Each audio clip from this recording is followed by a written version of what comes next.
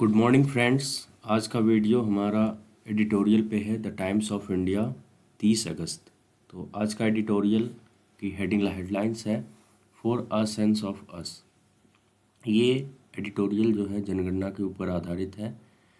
Responding to a PIL in the supreme court on the subject of Bihar government decision to carry out a caste survey in the state, government of India categorically stated that the census process is governed by a central legislation, Census Act 1948। जैसे कि आप लोगों को पता ही होगा कि Bihar government ने एक डिसीजन लिया है कि वो कास्ट सर्वे कराएगी, बट इसके रिगार्डिंग एक जनहित याचिका सुप्रीम कोर्ट में दायर की गई थी, जिसको जनहित याचिका को इंग्लिश में कहते हैं PIL, पब्लिक इंटरेस्ट लिटिगेशन। तो इसमें क्या हुआ कि हमारे भारत सरकार ने यह स्पष्ट रूप से कहा कि जनगणना प्रक्रिया एक केंद्रीय कानून जनगणना अधिनियम 1948 के द्वारा शासित की जाती है। Therefore only government of India can conduct a census. इसलिए भारत सरकार ही केवल जनगणना जो है वो करवा सकती है। That is right, and what is also right is that a caste census will widen a pre-existing fault line and lead to another slice and dice of quota। जैसे हम लोगों को पता है कि हमारे जो है कॉन्स्टिट्यूशन में बहुत ज़्यादा जो है आरक्षण दिया गया है, मतलब कि SC ST एंड सब के लिए आरक्षण दिया गया। बट यदि ये कास्ट बेंस सेंसस यदि होता है तो इस खाई को और बढ़ाने का काम करेगी। Suboptimal economic policies can not be offset by a caste survey. और कास्ट सर्वे के अनुसार हम लोग जो है अपनी आर्थिक नीतियों को जो है अपने सेट नहीं कर सकते, आर्थिक नीतियों को बदलाव कास्ट सर्वे के अनुसार नहीं कर सकते, ऐसा कहा गया है। Government of India statement on it's authority over the census process however raises a question about the indefinite delay of the census 2021। जैसा कि आप लोगों को पता है कि हर 10 साल में जो है जनगणना की प्रक्रिया की जाती है, बट कोविड के कारण जो कि 2021 में होना था वो नहीं हो पाया। लेकिन ये आप देख सकते हैं कि जनगणना प्रक्रिया पर जो अपने भारत सरकार का जो अधिकार है वो अनिश्चित काल तक अभी देरी कर रही है। ये एक बहुत बड़ा सवाल खड़ा करता है। It was meant to be the 16th decennial census. तो ये हमारा 16वां जनगणना होना था।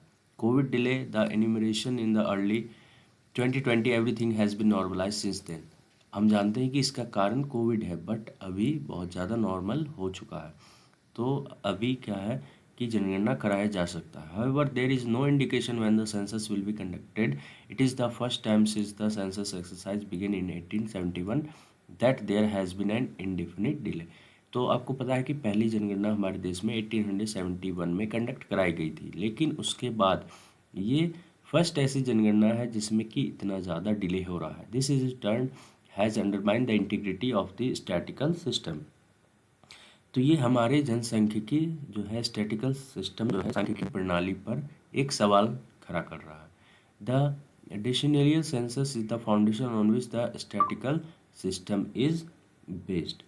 तो ये जो हमारा 10-10 साल पे जो जनगणना होती है वो किस पे आधारित होती है? तो वो हमारे सांख्यिकी सिस्टम पे आधारित है, जो भी संख्या हम लोग जनगणना के द्वारा प्राप्त करते हैं।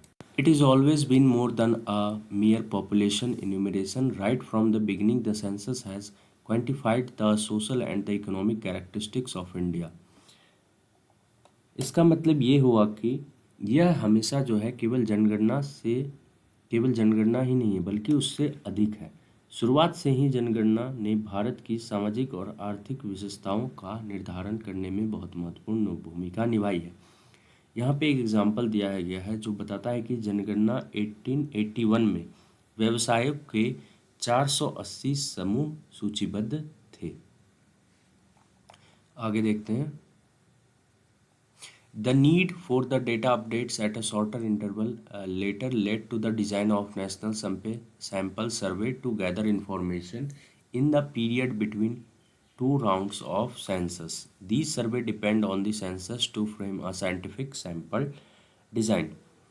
अब ये बोल रहा है कि कम अंतराल पर डेटा अपडेट की आवश्यकता के कारण बाद में जनगणना के 2 दौरों के बीच की अवधि में जानकारी इकट्ठा करने के लिए राष्ट्रीय नमूना सर्वेक्षण का डिज़ाइन तैयार किया गया था।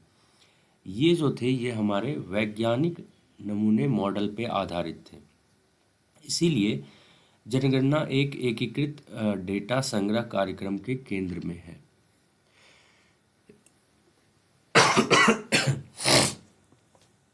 Acknowledging its criticality and to encourage the cooperation with enumerators, Government of India Census Law even exempt replies by the respondent from being used as evidence in a legal case. इसका मतलब ये हुआ कि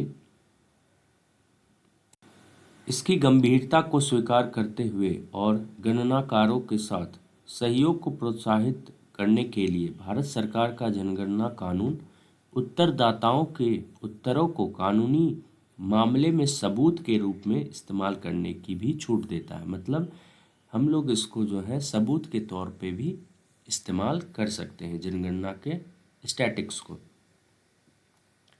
आगे देखते हैं। Of late, the National Statistical System has been criticized by the economists associated with the government for the quality of its sampling frames. अब ये बोल रहा है कि भारत सरकार से संबंधित जो भी इकोनॉमिस्ट है उन्होंने नेशनल स्टैटिक सिस्टम जो कि सांख्यिकी प्रणाली हमारे देश के उसके ऊपर क्वेश्चंस उठाए हैं। But why blame the statistical system when government of India has not conducted the census. But बोला जा रहा है कि गवर्नमेंट ऑफ इंडिया ने तो अभी 10 साल से ज़्यादा हो गए और सेंसस कराया है नहीं, तो हम स्टैटिकल सिस्टम पे सवाल नहीं उठा सकते। It is been over a decade since the last census was carried out. Everything points to significant changes in the economic structure. बोल रहा है कि हमारा जनगणना केवल 10 साल से ज़्यादा हो चुका है। But in the absence of system, we don't have the foundation on which to create the new data sets to accurately map the changes. But आपको जैसे पता होगा कि जितने भी इकोनॉमिक चेंजेस आने हैं, सोशल चेंजेस आने हैं, वो उसका एक प्रमुख आधार जनगणना की संख्या होती है। बट ये हमारे पास अभी लेटेस्ट अवेलेबल नहीं है। Without reliable data, policy making is reducing to a shot in the dark. तो बिना डाटा के पॉलिसी बनाना, नीति का निर्धारण करना अंधेरे में तीर चलाने के समान है। The world's fastest growing major economy deserve much better. हम कह रहे हैं कि हमारा देश जो है वो दुनिया की चौथी बड़ी अर्थव्यवस्था बन चुका है। तो दुनिया की सबसे तेज़ी से बढ़ती हुई प्रमुख अर्थव्यवस्था इससे बहुत ही ज़्यादा हकदार है और हमें ये सेंसस कंडक्ट करना चाहिए।